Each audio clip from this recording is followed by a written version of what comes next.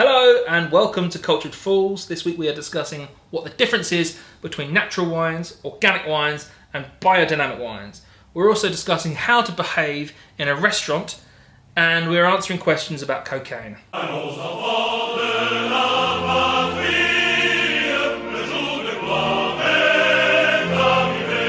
No doubt you'll be aware when you venture off to your local wine merchant, you'll notice that there is a whole host of new wines that are popping up on your shelves. The biggest growing segment in these wines are natural wines, organic wines, and biodynamic wines. But what do they all mean? The definition of an organic wine is for the grapes to be grown without the use of fertilizers, and no synthetic ingredients can be included in the process of that wine being made, and that includes the yeast. That is the basic definition of organic wine. If you are a pansexual, polyamorous, non-binary vegan, then fill your boots with organic wines because they are all 100% vegan. Biodynamic wines represent a farming method that is based around the astronomic calendar.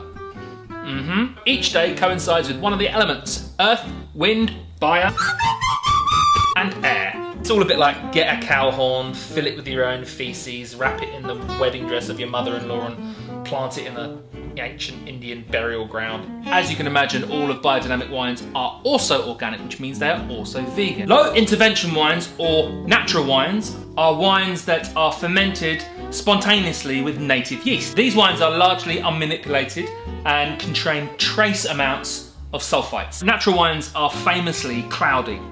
This means that they've not been filtered or fined, which also means they're vegan. Now, you may be thinking to yourself, hang on, I thought that wine was just grapes and yeast.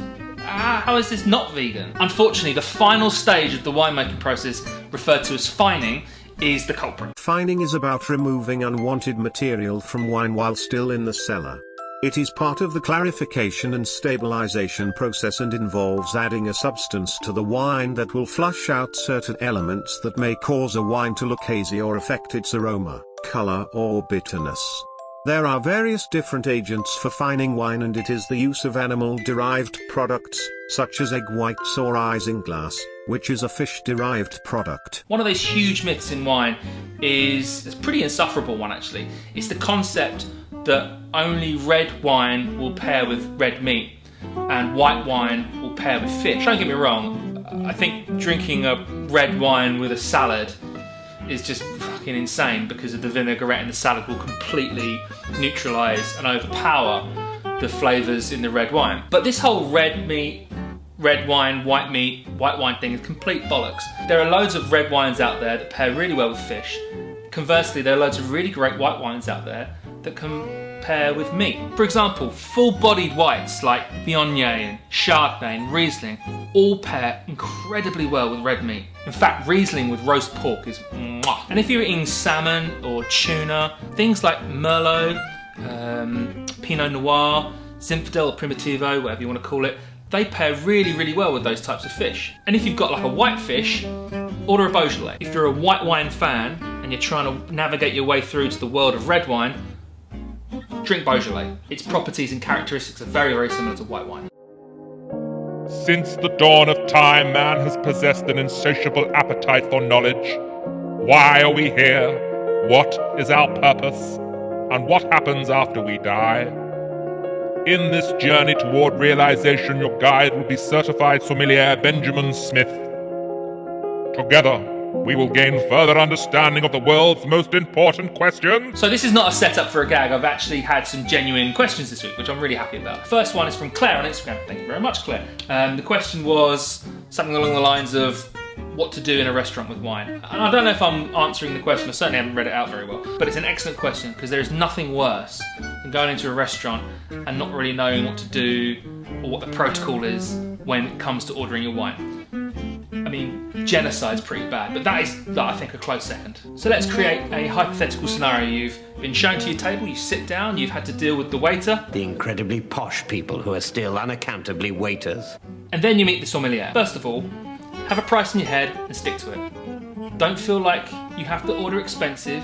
It's a myth. Remember, we addressed that expensive wine doesn't necessarily mean that it's good quality wine. Have a price point in your head, because they'll ask you that. And don't be afraid to say it, even if you were the date, it doesn't matter. You know what I mean? Price is not an indicator of good quality wine. Now, when you're looking through a wine list, wine lists are supremely overwhelming, so don't feel like you're alone in this journey. Everyone thinks the same thing. It is their job, their actual job, to help you with this. They are not pre-programmed to be snooty towards you whatsoever. These guys are passionate about wine. They would have studied their asses off for their accreditations to be able to give you the best advice possible. They would have been employed by the restaurant owners to be able to help people navigate this fucking minefield. If you say to them, hey, what's good? They'll be like, amazing. What do you fancy? Red or white or sparkling? Red. Cool. Dry or sweet? Well, we know what that is. Sweet is sweet and dry is dry. Okay, well, dry. Full-bodied, light-bodied, Ask you a few questions. They might talk about your flavour profile, your palate, any regions that you fancy, anything that you like, when was the last good glass of wine that you had. And then they'll just go, what do you want to spend? Be like, $50. And they'll be like, all right, challenge accepted. Trust the somms at restaurants. They're not there to fleece you, they're there to help you. The other scenario is sommelier gives you the book, you open it up, and in your head you're like, I really want a Sangiovese today. And you just go to them, what do you recommend in Sangiovese? And then let them lead you that way. But talk to them. That's their job. So you've agreed on a wine with the sommelier. They've gone back to the cellar to collect it for you. They've come back to your table and they've done one of these ones. Look at the label. Is it what I asked for? Yeah. And just go, Next, they'll do this. Pour a little bit in the glass. Now, what normally happens is this. I wouldn't even do that. They poured it on the table. I'll give it a swirl like that. You're not going to spill it. It's only a tiny amount, remember. It's just a taster. Just do that. Smell it. If it smells clean, just go, yeah, put it back. And then they'll serve the person opposite you, then top you up. Done. You look gangster as well. You will know if it smells off. Trust me, you will know. If you think there's something wrong with it, just smell it and go, not sure. Is that alright? And then they might say, oh, let me try. Smell it, oh yeah, you're right, that's been, whatever. When they pour it out, give it a sniff. Yeah, cool. Get back to your conversation. The final question that I've got for this week is from Ashley on Instagram, who's asked me, what wine pairs best with cocaine? I mean, when I was in Camden, giving it these ones, I probably would have had a better idea. I mean, it's been a while since I've had Pretty fucking big William McGee, fucking that big William McGee. I'm not a big champagne fan, so I'd probably say Prosecco or Cava, something sparkling. Maybe like a sparkling natural wine. I think that the best pairing would be like beer or scotch. But if it had to be a wine, I'd say a sparkling. Thank you for that question, Ashley. You absolute degenerate.